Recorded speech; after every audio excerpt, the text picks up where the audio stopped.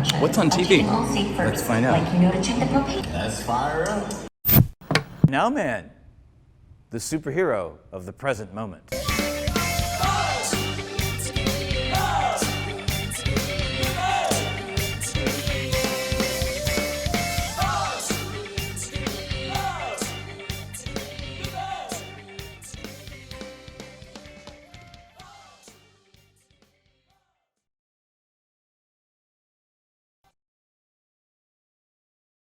Hello, this is Nice Wander of the Nowman Show, and I'm here with Mike Garson, who is a keyboardist, pianist, composer, and he is also known as a collaborator and sideman with numerous artists. In this particular episode, we're going to focus on David Bowie. Mike Garson, welcome to the Nowman Show. Nice to be here. When did you first meet David? Met David in 1972. I've told this story a few times where I was giving a piano lesson in Brooklyn. My wife was working, and the phone rings, and it's David Bowie's manager, and he says, "Can you come down for an audition in Manhattan in 20 minutes at RCA Recording Studios?" I have a daughter that's 1 year old swinging on a little swing right next to the piano, a piano student there who I just met, and I don't know who Bowie is, and they're asking me to do an audition. So it sounded interesting. So I left the piano student to babysit my daughter. My wife wanted to kill me, and she wasn't home. And I went, and Mick Ronson, the lead guitarist, was conducting the audition, and he put the music up of the David Bowie song called Changes, and I played, as I told many times, 7 or 8 seconds, and he stopped me and he said, "You have the gig?" I said, "I haven't even begun." He said, "I can tell. I play the piano also." So they hired me for 8 weeks, and I managed to last there to 2006, on and off. So that you went on tour then with the Spiders from Mars. The first American tour, we opened up in Cleveland. You want to hear a crazy story? I'm sitting at the piano. Don't forget, I'm playing jazz clubs. Yeah. And I'm in rehearsal, and I look next to me, and I see these speakers, and they went to the equivalent of this ceiling here. And I said, "Your PA is facing the wrong direction." And they laughed, and they looked at me, and they said, "That's your monitor system." So I knew I was in a new arena now. Yeah, it was a whole different world at that point. So did you just play piano in the various bands with David? Yeah, I played on that first tour some mellotron, which was an instrument that sounded like flutes or strings, and they used tapes inside. It was fascinating. And then when I was a music director on the Young Americans tour, I played some mini moog and some organ, but mainly piano. So the really big album that happened was the studio album. The first one was Aladdin Sane, right? That was the first one in 1973, and that was pure luck.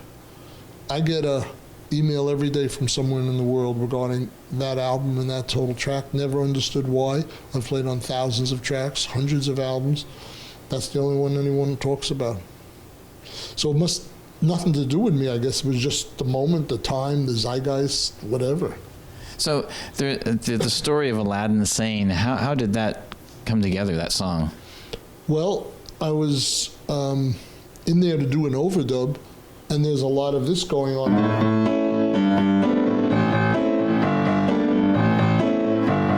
So Bowie asked for a piano solo, and I played something like this.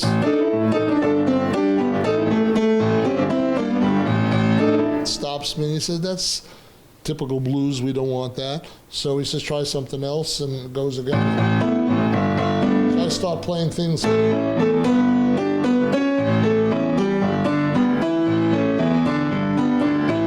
So playing Latin, these kind of things.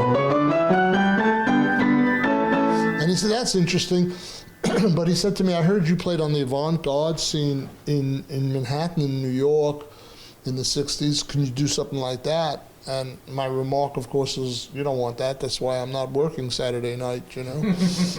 He said, "Don't worry about it. Just do it." And it was one take, and then the band's doing this.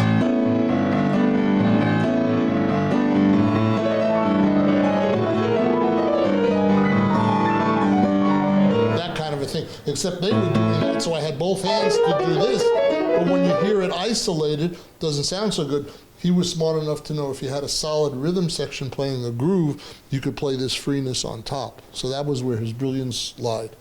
Because some of that music by itself doesn't make a whole lot of sense, but he framed it in this context with a bass drum and a groove and great guitar playing, and that's how it happened. And it made perfect sense. It was one take, he loved it. A few months later, one of the newspapers in London, I don't know if it was The Guardian or the London Times, right on the top, it was a Bowie quote, and said, Mike Garson is the best rock pianist in the world because he doesn't play rock. Typical David Bowie. And I was off and running, in Melody Maker, which is one of their papers over there, within a few weeks, like I'm third best pianist in the world, like, where did that come from? Nobody knew me a few weeks earlier. I was playing in jazz clubs with 3 people there, making $5 a night. Wow. Could you play the very beginning of Time? I've always liked that introduction you did there. Like that? I used a stride piano from the 30s mixed with some avant-garde elements, and I think I played this.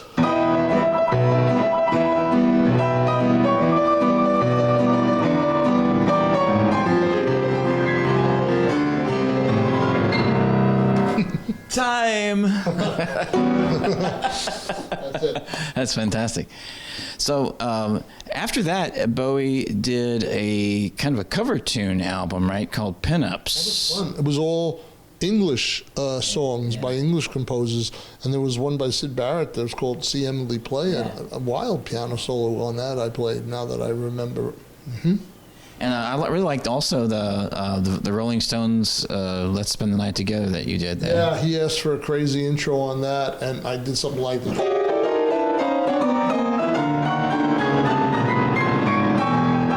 Something like that. See, and that's very entertaining, as well as actually there's a lot going on there. I think it's very easy to underestimate what you are creating in that moment. That's right. There's recognition of the melody. There's counterpoint. There's jazz chords. There's virtuosity.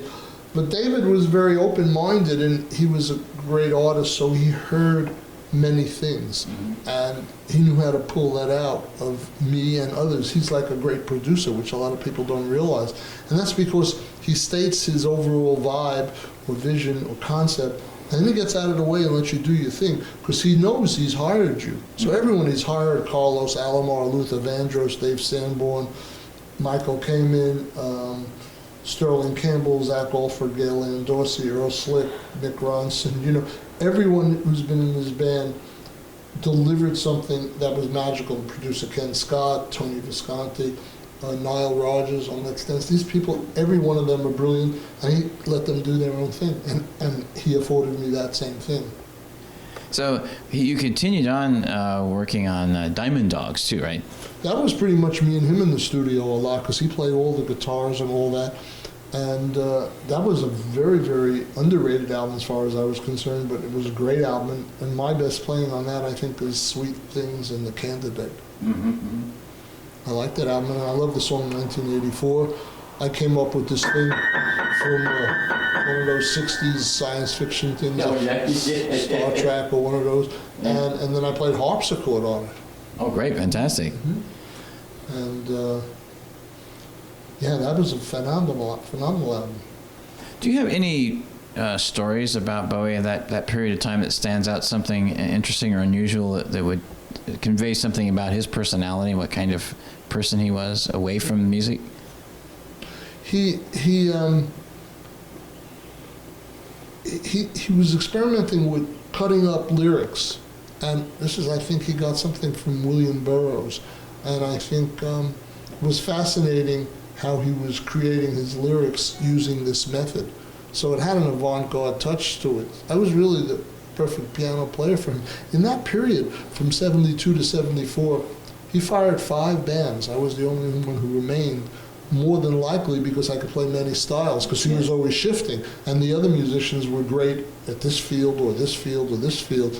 But because I had listened and played so much music, he was smart enough to take advantage of my gifts, and I was smart enough to keep practicing and want to stay in there and do it, because I loved working with him. He was by far my favorite artist to work with. And also at that time, there was a couple live albums too, particularly the David Live. And isn't that the tour where, were you on that entire tour? And he transitioned from Diamond Dogs to the Young Americans, and then... It was a very expensive tour, and there was lots of stuff on stage. It was like a Broadway show, and we ran out of money, so we went from the East Coast to the West Coast doing the Diamond Dogs tour. When we got to the other side in California, we came back with the Young Americans band, very stripped down. And I had a soul band, basically. I was playing with all American musicians that were white and black that understood their music. I was playing gospel things. I wasn't playing avant-garde stuff. On that Young Americans album, It's Gonna Be Me. That song didn't get released for 10, 15 years after the album came out. Can You Hear Me? Young Americans. These are things that, like, he switched the whole vibe. So that was an exceptional tour. The Diamond Dogs tour was phenomenal. It's sad that it was never recorded. He since then has pretty much recorded everything we ever did. We missed that, and that was the most expensive tour. It was just a great experience. And on Young Americans, it's you really, the piano in Young Americans, the title cut, really drove the whole band, yeah, right? I set that little pattern up. Something like that, and I used a bit of a Latin, we call it a montuno, and I kind of played something like that. It's not exactly what I played, but it gave the whole vibe and the impetus for the rest of the song. I'm sort of good at that as a musical director and as a band leader and as a composer and arranger, to find little hooks, and then everyone sort of finds their part from there, and it's like igniting the fire, and then everyone takes it from there. Did you work with when John Lennon was in the studio to do Fame? No, that was in New York City. I was in Philly and Sigma, and there was no piano on Fame. I wished I could have, because I love John and I love that tune. Carlos kind of brainstormed that riff, Alomar, the guitarist, and of course John and Bowie, phenomenal. Yeah, and you and producer Tony Visconti and Carlos Alomar probably were the three people that played with Bowie more than anybody else, right? Well, or worked with Bowie. Tony, as a producer, Right. he knew him from the '60s, and he did his last album. So, but as a player, I've been in the band the longest, and then next would have been Carlos, Wow. So more than Carlos. and then would be Earl Slick.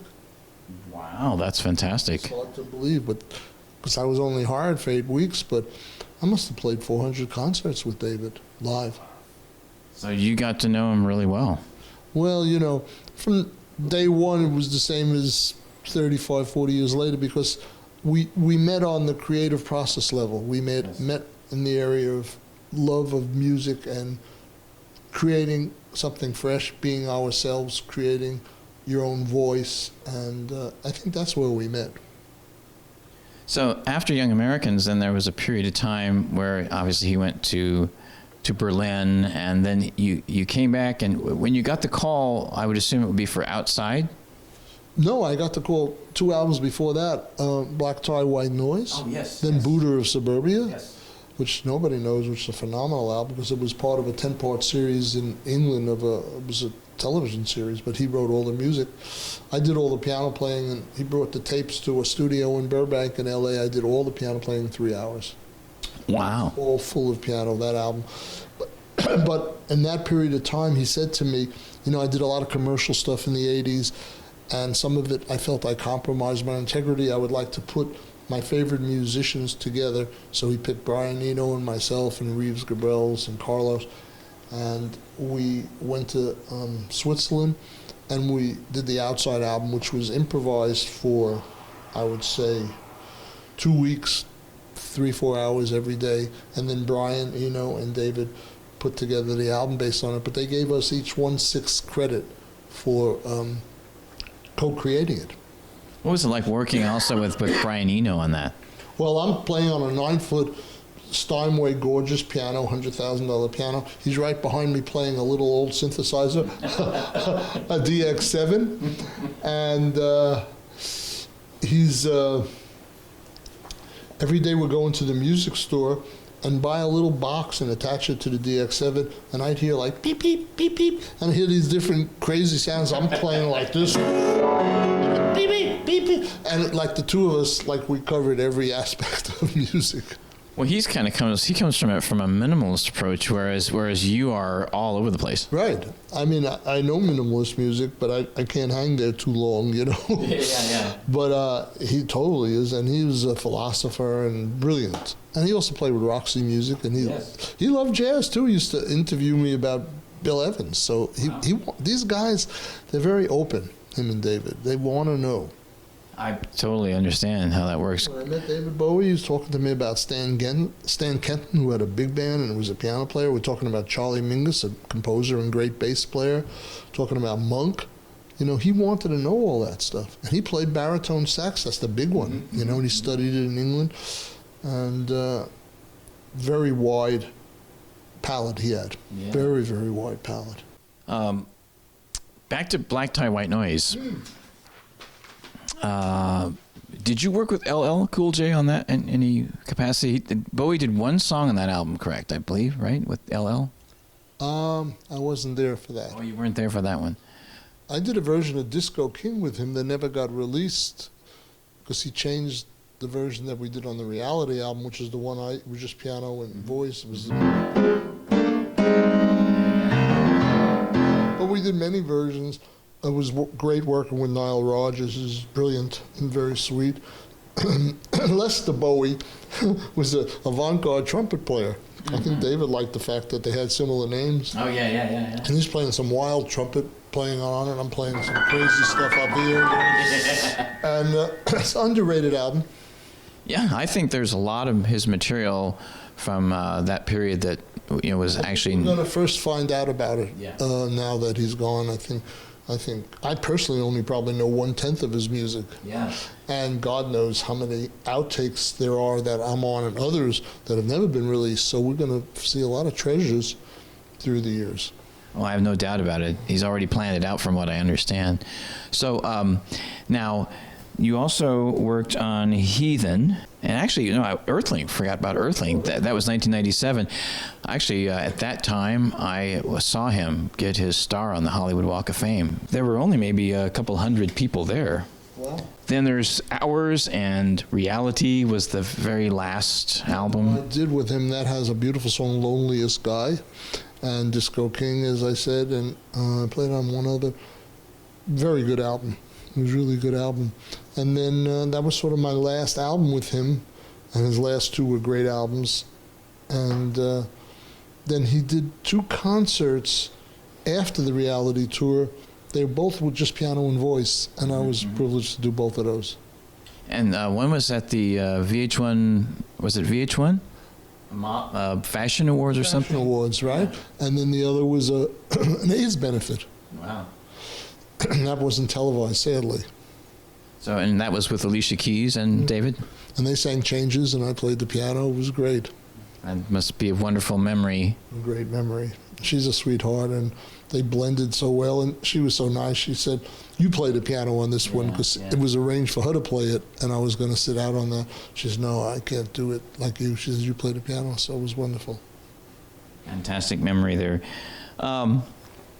There's a before we get to some final thoughts here, maybe some more music to finish out. I have this quote from your website. It is an incredible compliment, Mike, just to tell you. This is from David himself. It is pointless to talk about his ability as a pianist. He is exceptional. However, there are very, very few musicians, let alone pianists, who naturally understand the movement and free thinking necessary to hurl themselves into experimental or traditional areas of music, something ironically at the same time. Sometimes ironically at the same time. Yeah. Sometimes Mike does this with such enthusiasm that it makes my heart glad to be in the same room with him. Yeah, I mean, there's been thousands of quotes that I've received over the years since as early as 12 years old. This was the nicest and the best one, and in a way, most accurate. But I never would have been able to come up with it. Yeah. You know, I mean, it just shows he's brilliant with prose, and he explained it differently than other people who acknowledge my composing or my piano playing or virtuosity or touch. He hit it in, I mean, I'm humbled by it, but it's also spot on. You know, he got me. That's why we were friends, and I played so much music with him. I'm grateful for that. Do you have a special moment, maybe a humorous moment that you shared with David that you could share with his fans? There were a lot of laughs on the bus, 1, 2 in the morning when you're in small quarters traveling around the country or other countries. Let me think. He used to get a kick out of my appetite. And they once took a picture where I was eating this gigantic leg of lamb. Because he was very trim and he ate very sparsely to keep his body in such good shape. He got a very big kick out of that. There's probably hundreds of laughs I could think of right now that's not coming to mind. What's coming to mind is, and I've told this in a few places, I never was able to tell it while he was alive because it was a private conversation. Now it's somewhat appropriate and connected with, in a lot of ways, his mystique. But he said that somewhere in the late 70s, early 80s, he had met a psychic, and the psychic had told him that he was going to die in this period of time when he just passed on. And he said it to me just the same as you're talking to me, with total certainty, didn't question it, no fear. He just said it to me. And I couldn't go out and tell that to anybody. Yeah. And when the call came in and I heard he had passed, number one, I went into shock, and a second later, I remembered that conversation. So he knew this 30 or 40 years ago. In addition, he knew over 18 months he was dying of cancer. So this is not a humorous moment, but it's in a way more important to me because he was able to design his life based on that information and the limited time he knew he had here. So while it's a little personal, I feel okay about talking about him because that's who he is. Yeah. And of course, his last album, it's the whole describing everything. When I first heard it when he was alive, I didn't know what he was talking about. It all made sense afterwards. Wow, it certainly did. Let's wrap this up. Maybe a little excerpt of a Bowie variation, and then... No, I would prefer to do another tribute. This might be my 6th one. Oh, that'd be great. This will be for David, and we'll see where it goes. Excellent.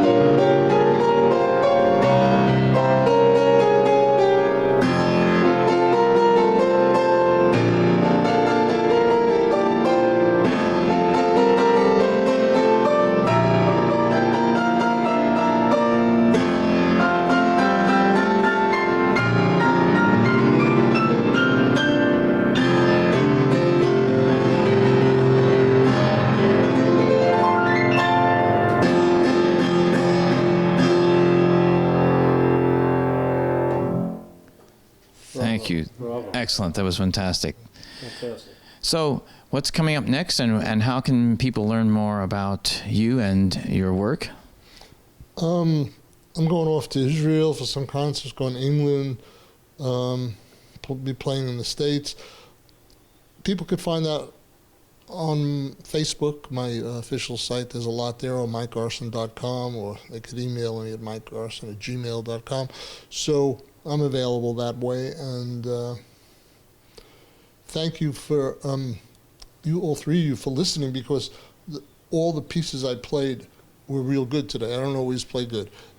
Or I always play good, but they don't always mean a lot to me. But these worked, which to me means you guys listen well, understand, and appreciate, because my fingers play notes based on who's around me, because I'm not playing written music. So I'm affected by the environment. So when I'm playing better, it means the quality of the people around me are better. It's fascinating. This has been going on my whole life. That's a great compliment. Thank you. Well, we'll do it again sometime. That sounds fantastic. This is Nice Wonder, and you've been watching the Nowman Show with Mike Garson.